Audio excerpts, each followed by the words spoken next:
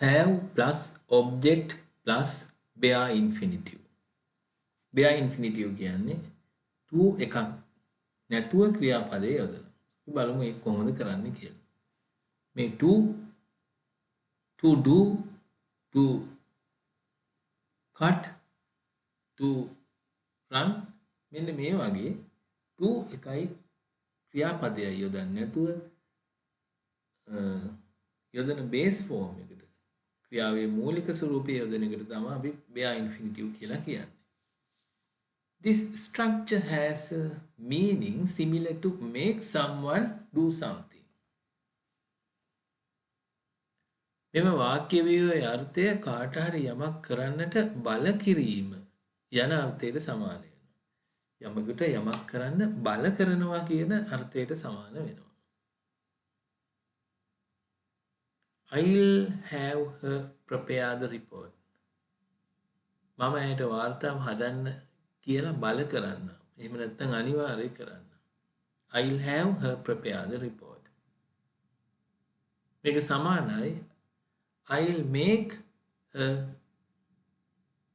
prepare the report. මම ඇයට වාර්තාව හදන්න කියලා බල කරන්න. I'll make her prepare the report.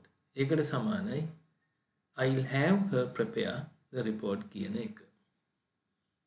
වෙනතම මෙහෙම කියන්නත් පුළුවන් I'll ask or tell her to prepare the report. මම ඇයට වාර්තාව සකස් කරන්න කියන්න. මේක සාමාන්‍යයෙන් කියන්නේ මේක මේ බල කිරීමක් කියන අර්ථය ගෙනෙන්නේ නැහැ.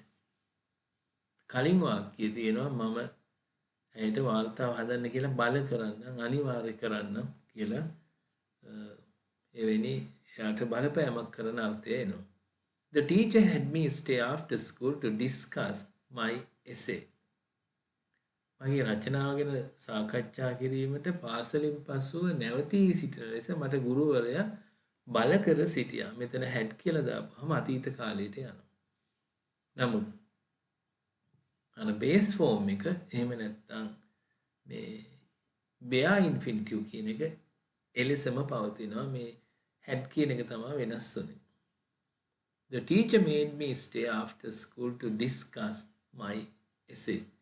මගේ රචනාව ගැන සාකච්ඡා කිරීමට ගුරුවරයා මට පාසලෙන් පසුව ඉන්නට බල කරා. කලින් වාක්‍යයට හා සමානයි. මේ වාක්‍ය දෙක එක හා සමාන අර්ථය දෙනවා. බල කරා කියන එක. She had the mechanic check the car. කාර්ය එහෙම නැත්නම් කාර් රථය කාර් යන්ත්‍රවේදියාට එහෙම නැත්නම් කාර් රථ කාර්මික ශිල්පියාට කාර් එක පරීක්ෂා කරන ලෙස බල කර සිටියා. බල කරා.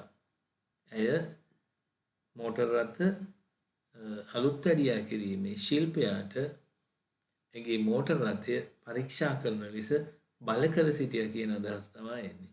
She had the mechanic check the car. ඒක අතීත කාලයට යනවා. බල කරා බල කර සිටියා කියන එක. We had the teacher explain the lesson again. අපි ගුරුවරයාට පාඩම නැවත පැහැදිලි කරන ලෙස බල කර සිටියා බල කරා කියන එක තමයි මේකෙන් අර්ථ ගැන්වෙන්නේ අතීත කාලයට යනවා. ඒකට මේ explain කියන එක ඒ ක්‍රියාව එහෙමම තියෙනවා බේස් ෆෝම් එක නැත්නම් ක්‍රියාවේ මූලික ස්වරූපයෙන්ම තියෙනවා. had කියන එක විතරයි අතීත කාලයට ගිහිල්ලා තියෙන්නේ have කියන එක had වෙලා. He will have the workers clean the office. He will have the workers clean the office. ඔහු සේවකයන්ට කාර්යාලය පිරිසිදු කරන ලෙස බල කර සිටීවි.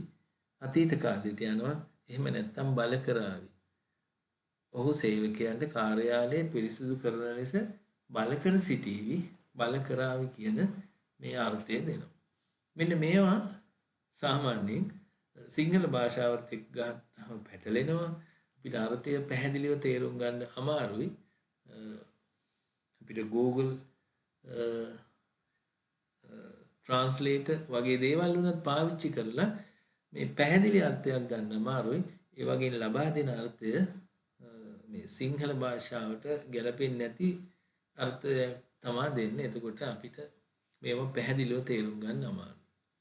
මම හිතනවා මෙම පාඩමෙන් යම්කිසි අවබෝධයක් මේ ගැන ලැබෙන්නේ නැති කොහොමද මේ have එකයි object එකයි bear infinitive එකයි පාවිච්චි කරලා අපි වාක්‍ය හදන්නේ කියලා.